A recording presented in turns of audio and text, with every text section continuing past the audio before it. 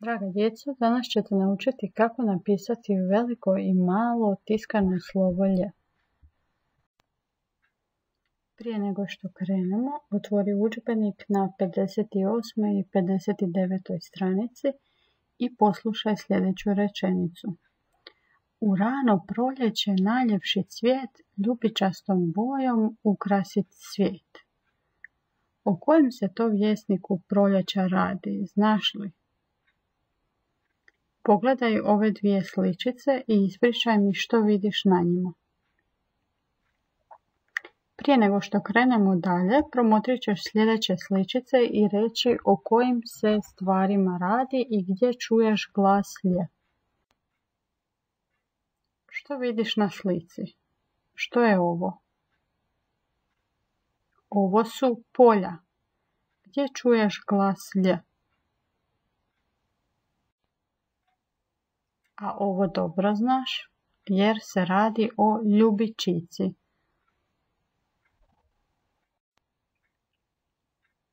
Na ovoj fotografiji je jedno zelje. Znaš li kako se ono zove? To je kelj. Gdje čuješ glas Lj? Ljepilo, ključ, lješnjak. I sada i sama možeš riješiti zadatke gdje je glas Lj, a gdje je slovo Lj. Nakon što to napraviš, možeš napisati slovo Lj. S obzirom da se slovo Lj sastoji od dva slova koja smo već naučili, nije ti problem napisati veliko i malo tiskano slovo Lj.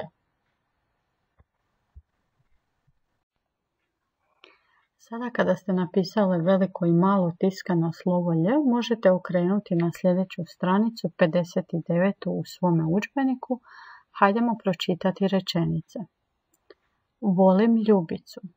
Ona je moja prijateljica, stanuje u Zagrebu, ja živim u Kraljevici, u nedjelju će doći kod mene, mi volimo proljetno cvijeće, ljuljamo se na ljuljačkama.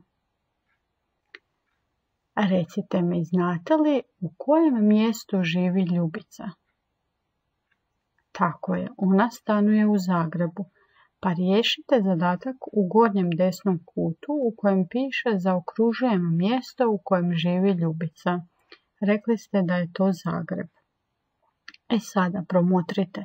Što mislite, zašto su slova Z i K označena plavom bojom? Po čemu se ona razlikuju od ostalih slova? Velikim početnim slovom pišemo imena naseljenih mjesta, baš kao što pišemo i naša imena.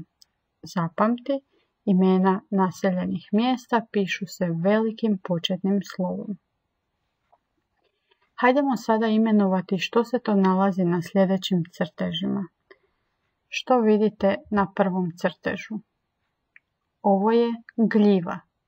Napiši velikim tiskanim slovima, a pokraj se nalazi haljina.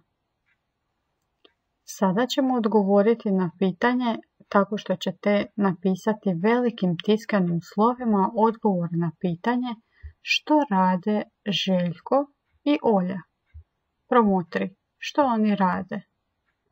Tako je, oni se ljuljaju. Pa ćemo napisati velikim tiskanim slovima Željko i Olja se ljuljaju. Preostaje ti sada riješiti zadatke u radnoj bilježnici i u svojoj pisanci.